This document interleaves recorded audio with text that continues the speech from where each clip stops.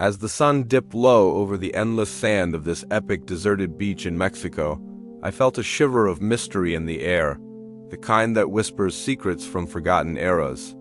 My partner, Maria, and I had heard rumors of hidden fortunes buried beneath these desolate shores, where waves crash against ruins long abandoned by time. With my metal detector humming in my hands, we set out at dawn, our hearts pounding with anticipation. You won't believe what we dug up in this massive treasure hunt.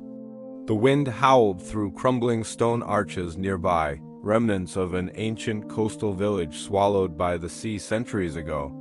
Each beep from the detector promised adventure, pulling us deeper into the unknown.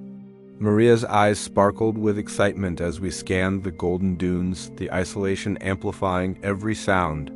What lay beneath could change our lives forever, a fortune waiting in the shadows of history.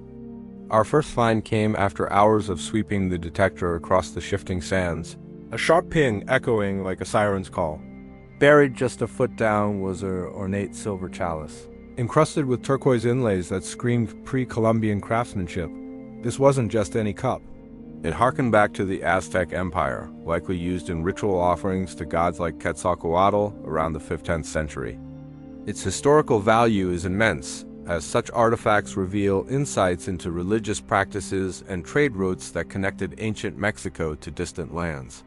Maria gasped as we brushed off the sand, the chalice's intricate engravings depicting feathered serpents that once symbolized renewal and power. Holding it felt like touching a piece of Mexico's soul, a relic worth thousands, not just in gold, but in the stories it carried from a civilization that built pyramids to the stars. Deeper along the beach, where jagged rocks met the tide pools, the detector went wild again near an overgrown thicket of mangroves. We unearthed a rusted chest fragment, its lock broken but contents spilling out gold doubloons stamped with Spanish crowns. These coins dated to the 17th century, remnants from pirate fleets like those commanded by Henry Morgan, who raided Mexican ports during the golden age of piracy. Their value lies in chronicling the brutal yet adventurous era of colonial plunder, when buccaneers hid spoils along these very coasts to evade royal navies. Maria and I counted over a dozen, each one a testament to the high seas economy that shaped modern trade.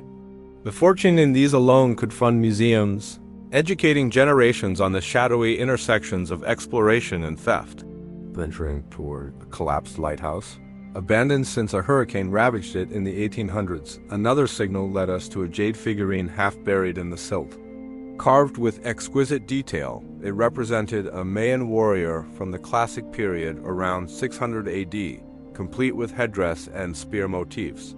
Historically, such pieces were status symbols in elite burials, offering clues to warfare tactics and social hierarchies in ancient Yucatan societies. Its emerald hue gleamed under the sun, a priceless gem that museums covet for reconstructing lost narratives of Mesoamerican power struggles. Maria traced its contours gently, both of us marveling at how this small object bridged millennia, turning our dig into a classroom on the beach.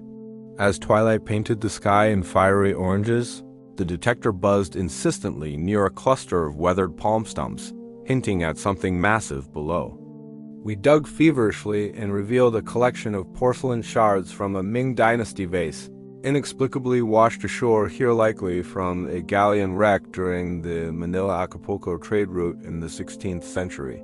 These fragments hold enormous historical worth, illustrating the global exchanges that brought Asian luxuries to Mexican viceroys, influencing art and cuisine across continents. Piecing them together, Maria and I imagined the ship's fateful voyage, storms scattering treasures that now enriched our understanding of early globalization. The potential fortune in restoration made our pulses race, pushing further into the night, guided by headlamps flickering over the endless sand. We hit upon a bronze astrolabe, its dials etched with celestial markings from the Age of Discovery.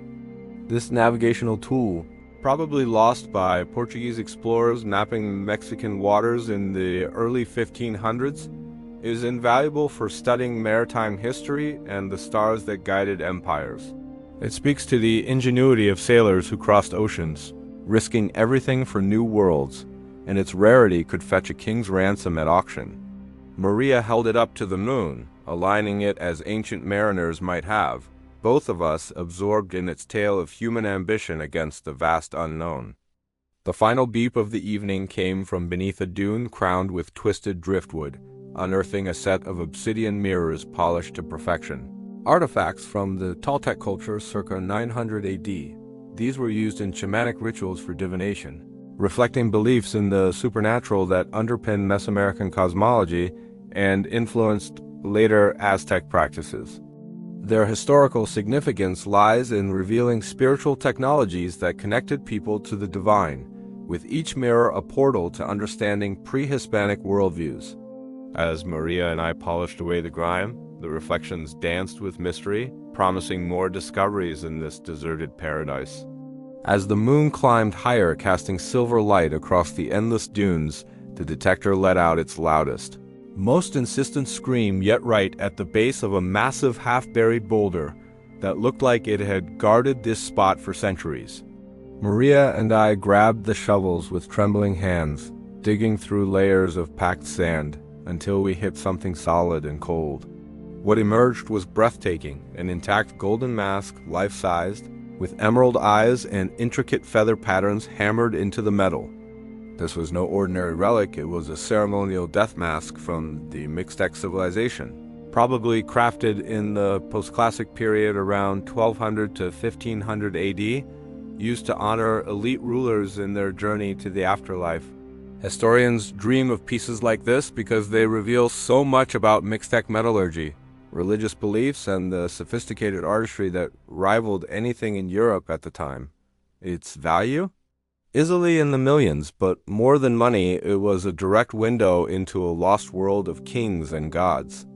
We stared in stunned silence, realizing we'd just uncovered one of the most significant archaeological finds possible on this forgotten stretch of Mexican coast. The weight of the moment hit us hard. This single object could rewrite parts of Mesoamerican history, drawing scholars from around the world to study its craftsmanship and the stories etched into its surface. Maria carefully lifted it from the sand, the gold catching the moonlight like it was alive again after 500 years buried.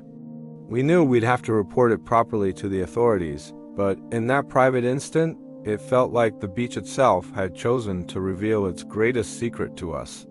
Thanks so much for joining me on this wild adventure through the epic deserted beach in Mexico. I still can't believe what we dug up out here in the endless sand. Which object blew your mind the most? The Aztec chalice, the pirate doubloons, the Mayan jade warrior, or that incredible golden Mixtec mask? Drop a comment below and let me know your favorite find. I read every single one. If you love this treasure hunting story and want to catch more insane digs, crazy historical discoveries, and beach hunts just like this, make sure to hit that subscribe button, turn on the notification bell so you never miss an upload, and smash the like on this video. It really helps the channel grow and keeps these adventures coming your way. See you on the next hunt. Stay curious out there.